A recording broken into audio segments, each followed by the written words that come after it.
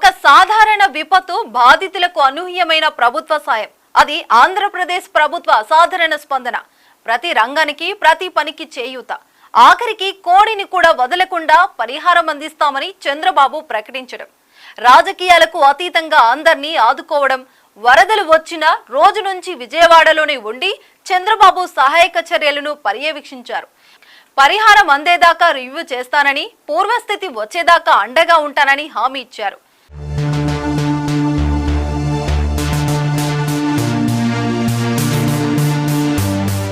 నాలుగోసారి ముఖ్యమంత్రి అయిన చంద్రబాబు నాయుడికి 3 నెలల్లోనే పెను సవాలు ఎదురైంది.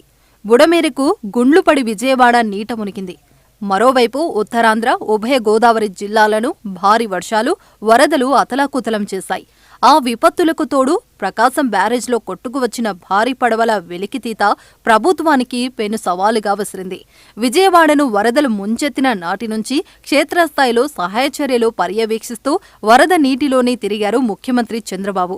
బాధితులను ఆదుకోవడానికి తన అపార అనుభవం వాడుకున్నారు. పరిహారం అందేదాకా రివ్యూ చేస్తానని, పూర్వస్థితి వచ్చేదాకా బాధితులకు అండగా ఉంటానని చంద్రబాబు హామీ ఇచ్చారు. ఫస్ట్ ఫ్లోర్లో ఉండే అందరికీ ఒక 10,000 రూపాయల ఆర్థిక సహాయం చేస్తున్నాం. అందరికీ ఇర్రెస్పెక్టివ్. వాళ్ళు కూడా ఒక ట్రామా అనుభవించారు. పని లేకుండా 10 రోజులు ఇంట్లో ఉన్నారు. వాళ్ళు కూడా వాళ్ళకు కూడా ప్యాకేజ్ ఇచ్చాం, ఫుడ్ పెట్టాం.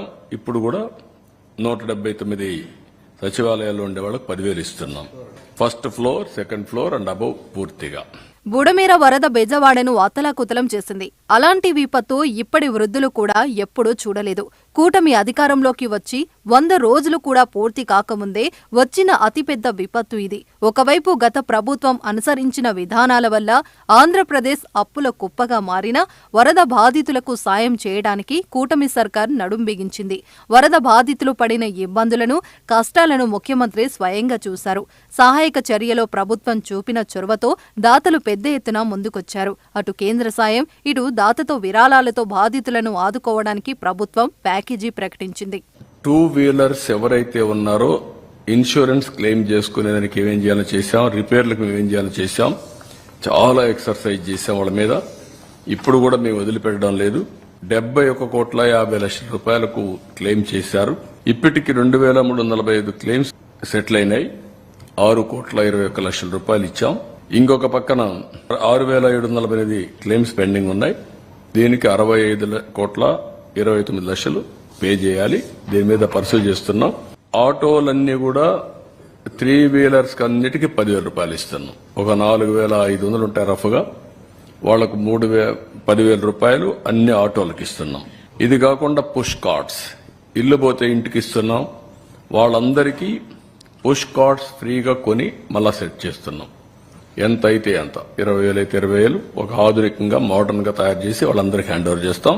వ్యాపారాలు మళ్ళా పెట్టుకునేందుకు వాళ్ళకు ఉపయోగపడతాం. గ్రౌండ్ ఫ్లోర్ లో నీట మునిగిన ఇళ్లకు 25,000, పై అంతస్తుల్లో ఉన్న వాళ్ళకి 10,000 చొప్పున ప్రభుత్వం సాయం ప్రకటించింది.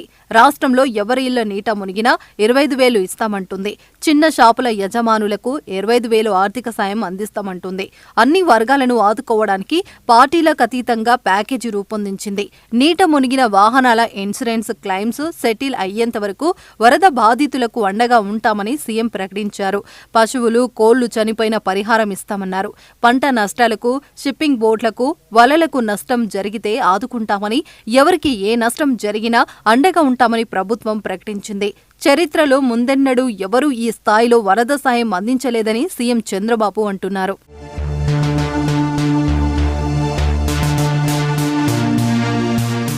వరదలు వచ్చినప్పుడు విజయవాడ వచ్చి వెళ్లిన మాజీ సీఎం జగన్ అవి మానవ తప్పిదం వల్ల వచ్చిన వరదలంటూ విమర్శలు గుప్పించారు. 5 ఏళ్లు అధికారంలో ఉండి బుడమేరకు నిర్లక్ష్యం చేశారన్న విమర్శలను పక్కన పెట్టి ఆయనే ప్రభుత్వం మీద ఎదురు దాడి చేస్తున్నారు. ప్రతిపక్షంగా వరద బాధితులకు మీరు చేసిన సాయం ఏంటని అడిగితే తాపీగా 1 కోటి రూపాయల విరాళం ప్రకటించారు. దొంగలు పడిన 6 నెలలకు కుక్కలు మొరిగినట్లు ప్రస్తుతం ఆ మొత్తాన్ని ఖర్చు చేస్తున్నామంటున్నారు. ఇన్ని రోజులు ఆయన ప్రకటించిన సాయం వరద బాధితులకు అందలేదు.